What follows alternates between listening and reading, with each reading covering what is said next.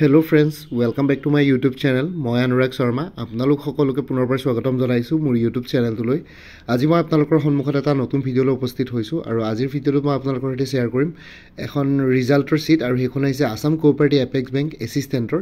ইয়াতে লিখিছে final list of successful candidates in order of merit for the post of assistant in the bank. ঠিক আছে, so ইয়াতে list of candidates খিনি আছে শ্ৰী নয়নজ্যোতি নাথ, শ্ৰী অভিষেক শইকীয়া, শ্ৰী শুভম দেৱনাথ, শ্ৰী জ্যোতিষ্মান ভৰালী। ঠিক আছে, তেনেকৈ আছে গোটেই লিষ্ট ৱাইজ। তাৰপিছত ৰোল নাম্বাৰ আছে তেওঁলোকৰ আৰু centre of written exam Jorhat, Tinsukia, Guwahati, Tezpur, Silchar, Bongaigaon এই গোটেইখিনি আছে এনেকৈ লিষ্টখন।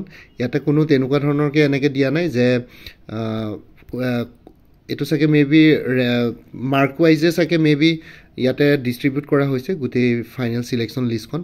চ' টপাৰজন চাগে হয়তো শ্ৰী নয়নজ্যোতি নাথ হয়। চ' তেনেকৈ গৈছে আৰু যোনে হায়েষ্ট মাৰ্কছ পাইছে। চ' ইয়াতে আই থিংক যিমানটা পোষ্ট আছিলে 125 নে 120টা পোষ্ট, 120টা পোষ্টৰ একেবাৰে লাষ্টত আছে শ্ৰী বিকাশ বৈশ্য 10874 গুৱাহাটী চেণ্টাৰ। তাৰপিছত ইয়াতে যোনখিনিয়ে চিলেকশ্যন পালে এইখিনি ফাইনেল চিলেকশ্যন আপোনালোকে জইন কৰিব পাৰিব আৰু সকলোলে কংগ্ৰেচুলেশ্যনছ থাকিলে অভিনন্দন জ্ঞাপন কৰিলোঁ।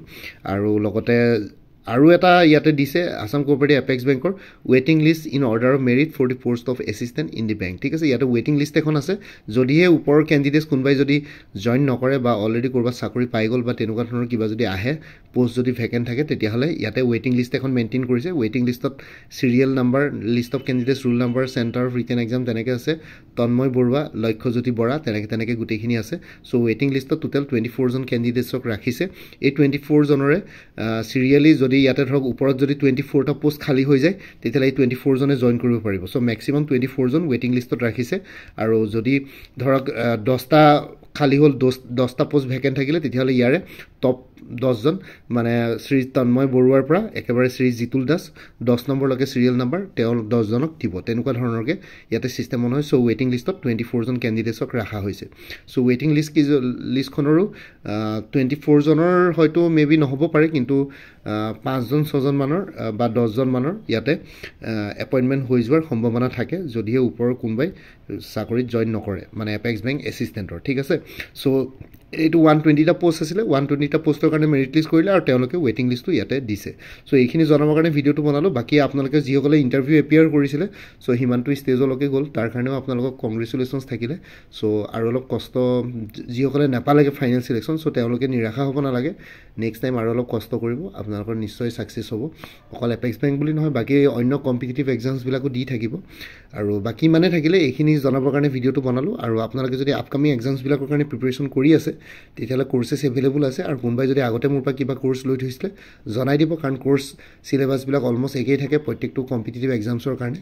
যদি আমি APSCৰ কথাই কওঁ বা আসাম গভৰ্ণমেণ্টৰ এক্সামছবিলাকৰ কথাই কওঁ, চ' সেইটো কাৰণে আগতে যিসকলে কোৰ্চ লৈ থৈছিলে এবাৰ জনাই দিব।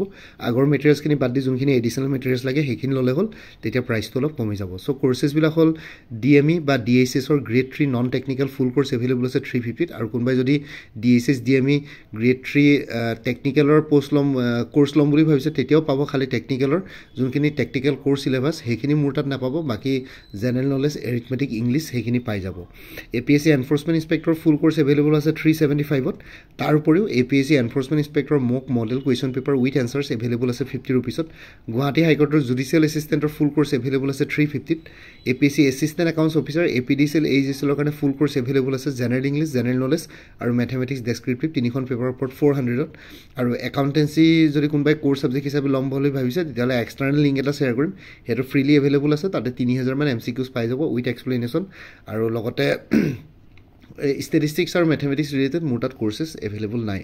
আসাম পুলিচ SI কনিষ্টবল আৰু অন্যান্য পোষ্টসমূহৰ কাৰণে ফুল কোৰ্চ এভেইলেবল আছে 350ত। APSC ষ্টেনোগ্ৰাফাৰ গ্ৰেড 2ৰ কাৰণে ফুল কোৰ্চ এভেইলেবল আছে 300ত। উইমেন এণ্ড চাইল্ড ডেভেলপমেণ্টৰ ষ্টেটিষ্টিকেল এছিষ্টেণ্টৰ ফুল কোৰ্চ এভেইলেবল আছে 350ত। আৰু কোনোবাই যদি মোৰ পৰা কোৰ্চ লয় আপডেটেড কাৰেণ্ট এফেয়াৰ্ছবিলাক লাইফ টাইমৰ কাৰণে পাই থাকিব মান্থলি।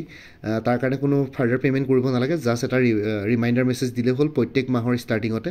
প্ৰত্যেক মাহৰ ষ্টাৰ্টিং মানে 3-4 তাৰিখ মানে আপোনালোকে ৰিমাইণ্ডাৰ মেছেজ এটা দিব। এতিয়া বৰ্তমান কোৰ্চবিলাক এইবিলাকত কাৰেণ্ট এফেয়াৰ্ছ জানুৱাৰী 2023 পৰা নৱেম্বৰ 2024 কভাৰ কৰা হৈছে বাকী ডিচেম্বৰ মাহটো বৰ্তমান চলি আছে ডিচেম্বৰ মাহটো কমপ্লিট হোৱাৰ পিছত জানুৱাৰী মাহৰ 3 বা 4 তাৰিখে মোক এটা ৰিমাইণ্ডাৰ মেছেজ দি দিব হোৱাটছএপত যে ডিচেম্বৰ মাহৰ কাৰেণ্ট এফেয়াৰ্ছ লাগে তেতিয়া জানুৱাৰী আপোনাক 4-5 তাৰিখে আপোনালোকে ডিচেম্বৰ মাহৰ কাৰেণ্ট এফেয়াৰ্ছ পাই যাব সো কোনোবা যদি ইণ্টাৰেষ্টেড কেণ্ডিডেট আছে তেতিয়াহ'লে হোৱাটছএপ নম্বৰটো মেছেজ কৰি জনাওক 9706557851 কোনটো কোৰ্ছ লাগে জনাব কোৰ্ছৰ কণ্টেণ্টছখিনি শ্বেয়াৰ কৰিম লগতে পে'মেণ্টৰ লিংক দি দিম পে'মেণ্ট কৰাৰ লগে লগে গোটেই কোৰ্ছটো নিজৰ হোৱাটছএপত PDF ফৰ্মেটত পাই যাব আৰু আগতে যদি কোনোবাই মোৰ পৰা কিবা কোৰ্ছ লৈ থৈছিলে এবাৰ জনাই দিব বাকী ইয়াতে যোনটো হোৱাটছএপ নাম্বাৰ দিয়া আছে এইটো অনুগ্ৰহ কৰি কল নকৰিব এইটো জাষ্ট হোৱাটছএপ মেছেজৰ কাৰণে এভেইলেবল কলৰ কাৰণে এভেইলেবল নহয় বাকী মোৰ ভিডিঅ'ছবোৰ চাই যদি ভাল পায় মোৰ চেনেলটো ছাবস্ক্ৰাইব কৰি ল'ব আৰু লগতে আপোনালোকৰ যিমানখিনি ফেমিলি ফ্ৰেণ্ডছ ৰিলেটিভছ আৰু চিনাকি এক্সপিৰিয়েঞ্চ আছে তেওঁলোকৰ লগত মোৰ চেনেলটো শ্বেয়াৰ কৰিব লগতে কমেণ্ট ছেকশ্যনত জনাব কিবা যদি কুৱেশ্যন থাকে ডাউট থাকে মই নিশ্চয় আপোনালোকৰ কুৱেশ্যনছ আৰু ডাউটবিলাকৰ ৰিপ্লাই দিবলৈ চেষ্টা কৰিম বাকী এই ভিডিঅ' ডেছক্ৰিপশ্যন আৰু কমেণ্ট ছেকশ্যন চেক কৰক তাতে কোৰ্ছখিনিৰ কথা আৰু এবাৰ উল্লেখ কৰি দিছোঁ